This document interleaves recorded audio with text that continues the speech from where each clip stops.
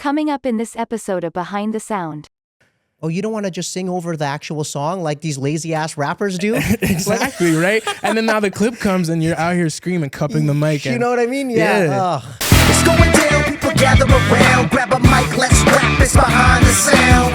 It's going down, people gather around. Grab a mic, let's rap, it's behind the sound.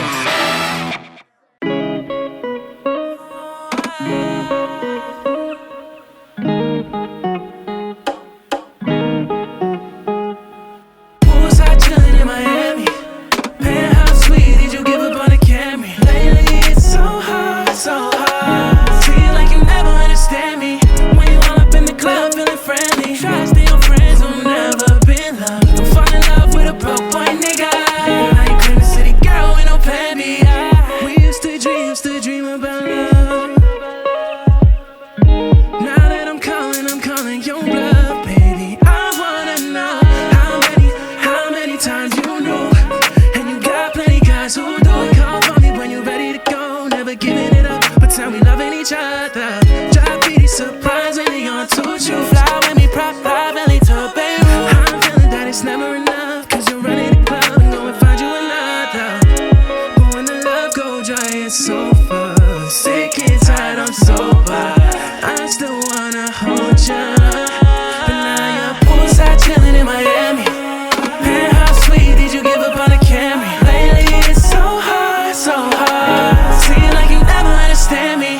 When you all up in the club feeling friendly. Trust in your friends who never been loved. I'm falling in love with a broke boy nigga. Now you claim a city girl with no plan B. You ain't nothing but a Camry trying to flex on a Beamer. Oh, you a bad bitch, tell me, have you seen her? I ain't seen shit, girl, you need to prove that. Move back, you and all them BDs in that group chat. I'm beyond that, a snack, I'm beyond meat. A vegetarian, that's hilarious, that's beyond me. Trying to picture to me like you be on key. Walking around Miami like you be on fleek. You be on complex, ABC, baby, you got next. I'm saying you be on D, can't keep her hands off me. Like she on E, started from the bottom and got him, cause she be on me. Poolside chillin' in Miami. Penthouse suite, did you give up on a Camry? Lately it's so hard, so hard. Seem like you never understand me. When you all up in the club feeling friendly. Trust in your friends who never been loved. I'm falling in love with a broke boy nigga. Now you claim a city girl with no plan B. That's Kuzi Cee. I go by the name of Jing.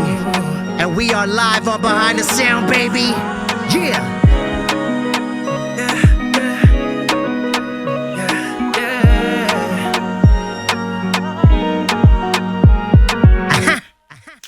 Let's go, baby. Let's go. That felt good. Wow. You killed that one. Let's go.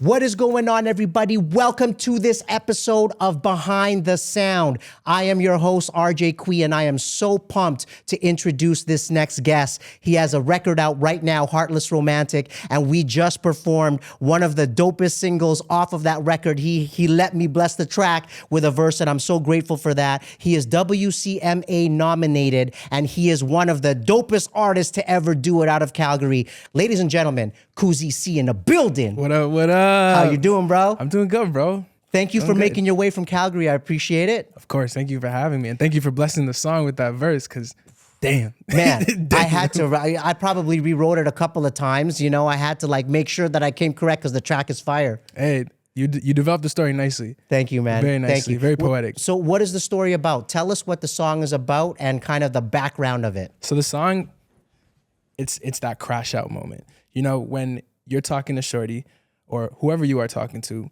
you're there in that moment. Nothing is making sense to what either of you are saying. You're just saying stuff to say stuff, just to be mad. Yeah. And in that moment, that's what's playing in the background is O2 Camry, because you're thinking about all this other messed up stuff, just XYZ examples that you're trying to pull in to just start throwing shots at. Let's go. There's no development in the conversation at this point at all. This is just detrimental to the relationship, but let's do it. Is this based on a true story? Nah, surprisingly, no. No, I was just in the studio and I was like, man, what does it actually feel like to crash out? Like, what are some of those things where you're just, it's just breaking, it's the straw on the camel's back. Like, what are those moments? And O2's Camry just started flowing together. Yeah. And I just kept coming back. I was like, I need a car, like something that really feels sentimental. And like, I remember when I was growing up, my older sister, she was the first one to get a car. I'm one of 6. Yeah. So the oldest one got a whip. and it was a Camry at the time. I Yeah. can't remember what year it was, but like O2 just felt right. Dope. So I was like, yeah, I got to put that in there. Dope. What is that like growing up as with 6 siblings or 5 siblings, I guess? One of 6. What is that like? Man, I think it's a blessing because I have 4 sisters and 1 brother. So I had a lot of game that was Yeah. put in front of me and shown to me at a young age, like especially with my sound. Like I grew up listening to 50 Cent to Destiny's Child. Let's go. And diving into all of the in-betweens with that, the Lil Jons, Come on. the Mariah Carey pockets, you know? Like, And let's face it, we're in Alberta, so there's a little country infused in there too. yeah, Yeah. and it's like throughout that process, it's like you just get dropped knowledge at all times. Obviously, you're the youngest one, so you got a chip on your shoulder. Yeah. So you're trying to, You got to prove yourself. get yourself right, you know? Yeah. So it was interesting, but I can't thank them. I can't thank them enough because they really shaped who I am and helped me grow and develop into me. So how did music play into all of that? Are there musicians and artists within the family? Was that a game that you brought up on your own? How was music sort of entrenched or intertwined into what you did and your family growing up? Yeah, so my mom, she loved Michael Jackson. So it was on Yeah. Sundays, we either listened to Michael Jackson or gospel music. Yeah. Nothing in between, just those 2 options. And then my dad, like, I remember his songs, like the ones that I like solely just vividly hear is just like Akon, Snoop Dogg, I see you whining and grind. So I had that R&B infused like just into my soul. But growing up, nobody was really a musician like that besides my brother Nigel. He played every single instrument in the world. He brought it home from band class, and I shared a room with him when we were younger. So every single day, I'd either hear cello, tuba, flute, guitar, sax, keyboard, whatever it was. And then my immediately older sister, Leonora, she was supposed to be the singer is what I say, because I was her backup singer. Because she was just above. She couldn't force the rest of them to sing and do the little Mariah Carey, lightning, don't strike. You know what I mean? Like, but she could make you. Exactly. Yeah. So I was hitting my BG 2 steps and doing all of that. Let's go. And following suit. So that's kind of how it started. Let's go. It was just being part 2, Luigi to her Mario. You know what I mean? That's a good transition to talk about all of these different things that are infused into your music. Because as I understand it, you actually used to rap. Yeah. And your music has taken a completely different turn. You're finding really what is truly your own sound now, going from EDM stuff into more live instrumentation, from rapping to singing. Yeah. Like, how does that happen that you didn't, I mean, obviously you were singing backups and stuff like that, but how did it happen that you just didn't know that that was your gift and that's what you were meant to do? Because bro, what you do in there is unreal. Like you gotta, that's your lead. You gotta lead with that. How was that not? I don't know. I guess I really buried the hatchet with that one. You know? Yeah, you fucked up, bro. I'm playing. You're on it now. You're good. You're good. But what happened initially was I started rapping in like 12th grade, first year university with the homies. Of course, you know, like you light a little spliff, everybody starts playing some instrumentals. You're and freestyling. Exactly. All of that, yeah. So we started rapping as a unit, you know, like we had different people just rapping in other areas. I had a homie that rapped in Spanish and English. Yeah. So he would freestyle and just you'd Dope. throw him words and like you'd be like Bucaramanga and he's like, all right, blah, blah. Boom, yeah. But I was trying to keep up as a rapper. And I just kept it tucked that like I could sing because it wasn't cool when I was in like junior high school to sing at the time. Yeah. And this was back when like Justin Bieber, Baby was going crazy. Right. All the girls loved it. All the fellas you got made fun of for it. So I was like, all right, I'm not a singer, I'm a rapper. Yeah. That's kind of how it initially started. And then the homies found out that I could sing like just through the grapevine. And they were like, yo, bro, like, we heard you could sing. Yeah. And I was like, what you mean? No. What do you mean? No. What do you mean? That's not me. Yeah. So Yeah. they're like, yo, just like, Joe, chill. Just try Sing it out. something. Like, Yeah. yo. So they played like a Meek Mill song where he had Jeremiah on the chorus. Yeah. I think this is one of the Dream Chasers. And then I sung the chorus. It was Heaven or Hell by Meek Mill and Yeah. Jeremiah. So Yeah. I sung the chorus and they were like, yo, first of all, you need to stop rapping. 1, Yeah. 2, why didn't you tell us this before? We've been paying all 100%. this studio time and it's not making sense anymore. Yeah. So that's when it started to pivot and I started bringing in the music. And then just innately, like through like growing as an artist, I got more reception when I sung than I did rapping. So Yeah. got to listen to the public and dropped Big Leaf, my old rap name. I That's- dropped Big Leaf and became Kuzi Cee. And let's go. You don't rap at all on your records anymore then? No, I was retired. That's so funny because it's the opposite for me, you know. I thought I was a singer. I thought I could sing. I'm not a great singer, but that's kind of what in university and high school, I had a bunch of Filipino friends, a bunch of Filipino groups with a group I have now, Philly 5. And then when I would rap, I grew up on rap music. Like I know so much rap music, but also like you, lots of different music infused. And then when we would rap in our show, like on campus, people would lose their minds. I'm like, fuck this, I'm gonna rap, man. It's like I'm not the best singer. I know that. I was getting by, but I'm like, people would go crazy when I'd rap. I'm like, I'm gonna fucking rap. So it's the opposite, but a very similar experience. So tell us a little bit about this transition from, of your sound, how you're kind of coming into what you described as really your authentic self. Yeah, it took a lot of hours in the studio to really kind of find what I liked. Like I kind of dabbled into it and saw it early on in my career. Like there's been a lot of moments where I took the little Afro-infused R&B songs, a little dance hall style, like, the Party Next Door type of Caribbean sound. Yeah. I had those little pockets here and there, but I never truly knew that that's where I wanted to take things, but just like with a little bit more Afro swing and twang to it. So throughout the process, like I kind of was in multi-genres. Like I worked with a lot of producers in the EDM space, and shout out my boy Shay Michael, lethal killer from Calgary, like absolutely one of the greatest of all time to come out of that city. Dope. In my opinion, Shay Michael, he got the pen too. You need a 16, he will bless you with that. But wow. So Shay and I, like, we started working on a lot of EDM songs, and he like brought me into that world to showcase kind of what it could do from the dance side, because I love dance music. Like the music that you don't understand the language, but you can understand the feeling. So it was understanding that that's what I wanted to do with my sound, is take that but bring it into my world. There's no rapping, unfortunately, because when you rap, it doesn't really translate to dance music as much. You lose some of those pockets, and just traditionally within the structure, you don't have that much time to rap a 16 on a dance record. You got 4 bars max before you're going back to the bridge. Right. So you can take the pen and be really critical with it, which is what I loved about becoming this new artist, is that I can focus on the songwriting. I can create that feeling that you don't have to understand what I'm saying, but you can understand the groove and the bop. Like O2 Camry, you can feel that I'm mad. You don't have to hear a single word. But you can understand that I should be mad. Like, yeah, she did say I'm something pissed wrong. right now. Like, Yeah. When you started like group chat with all their friends, I'm like, fuck this girl, man. Yeah. I didn't even know what I was talking about. I was already mad. Yeah. So I hear that. Yeah. So the new sound is really taking kind of those pockets of the dance record structure to where we can keep that feedback loop to keep people excited, get them in that rhythm and let them feel and express. Yeah. But also still tell a story while doing so. I think that's the best part about pop music too, is that your pen really got to hit, because you don't have a 16 bars to tell a story. You got 4, and then you got a pre-chorus to push them back into the rotation of what's the theme of the song. Right. I love that, man. And also, with EDM, I don't know if you're talking about singing or rapping, but we're talking about 120 BPMs and up, right? So there's like, even that alone, there's not rappable, right? Like unless you go into that double time stuff, but singing, it definitely lends itself more to like nice melodies and that kind of stuff. But rapping is tough on that. So I can understand your transition. That's really dope. And you're talking about like live instrumentation. Does that mean like you're performing with live bands now all the time? Or? Yeah. We just recently started working with a band actually coming out of Edmonton, is a lot of the players that I work with. Okay, cool. And my music director's here too. So we restructured all of the songs. Who's that? O'Shane. Let's go. Yeah, O'Shane, the boy at OT Vibes. Yeah, of course. So he restructured everything to make sure that we have live instrumentation, because there's a lot of emotion missing live. Like obviously I'm going to go and put on the best show I can possibly. Yeah. But the beat is just the beat. There's no feel to it. Right. And if I'm not singing, you're just there looking, and it gets a little bit of a lull. So the live band really just adds so much more energy and excitement,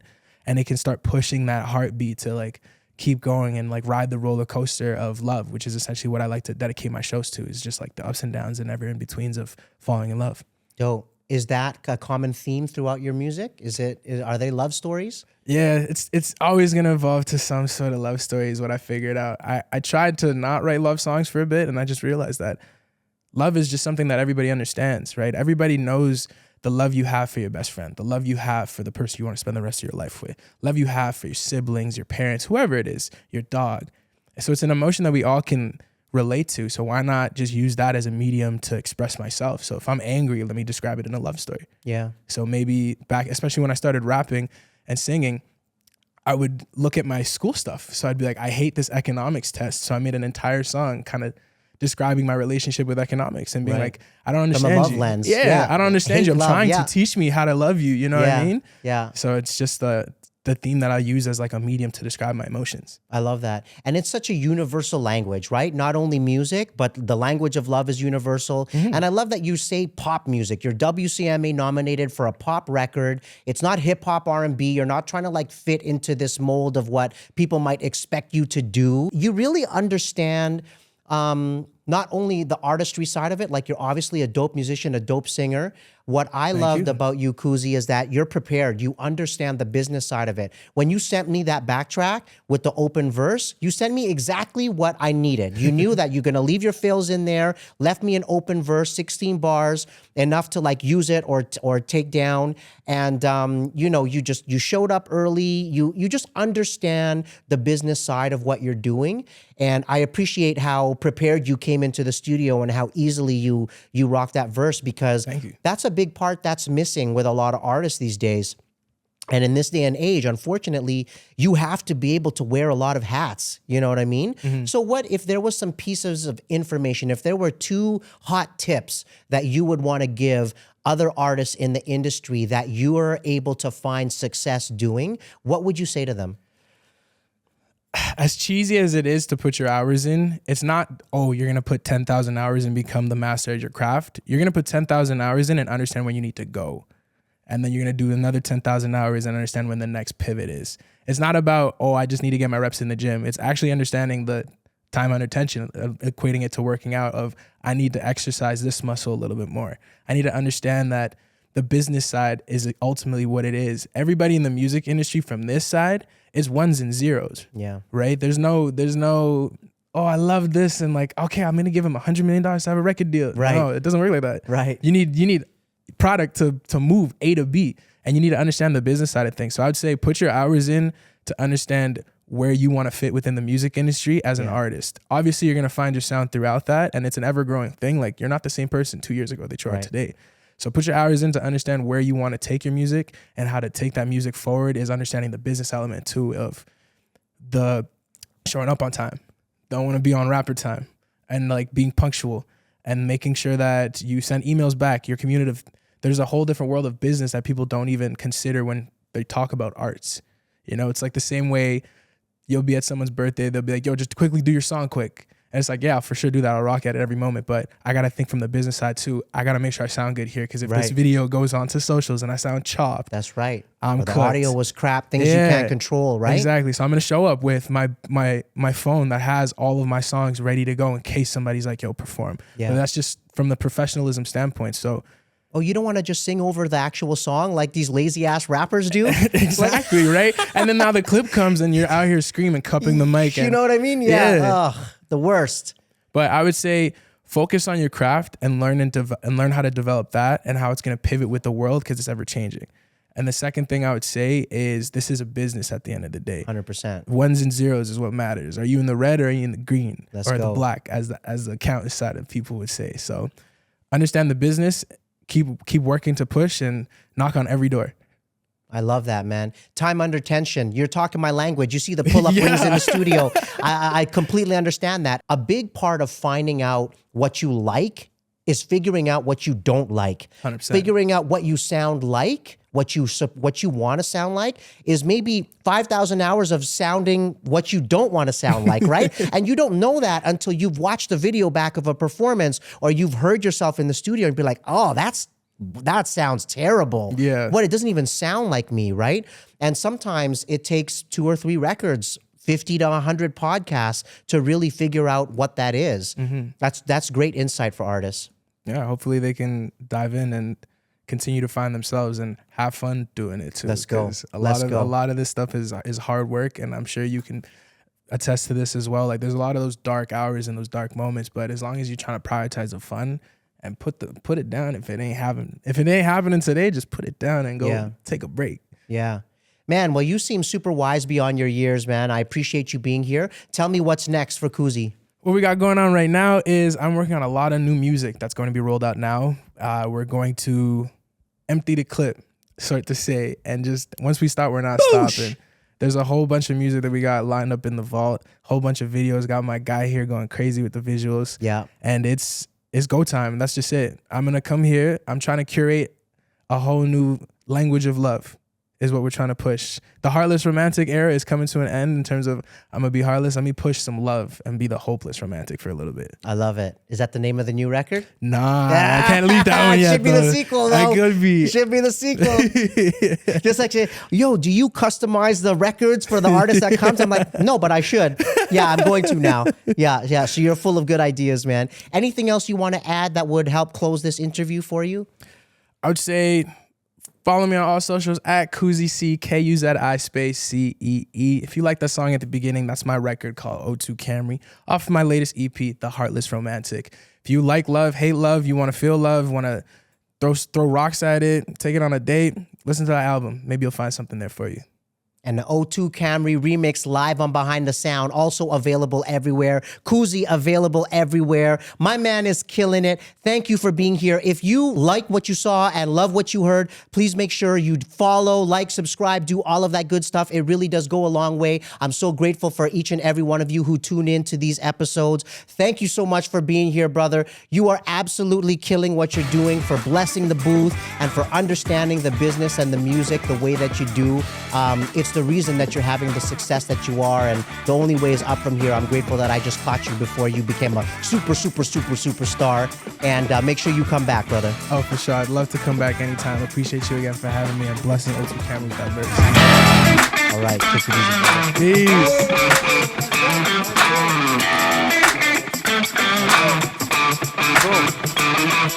Boom.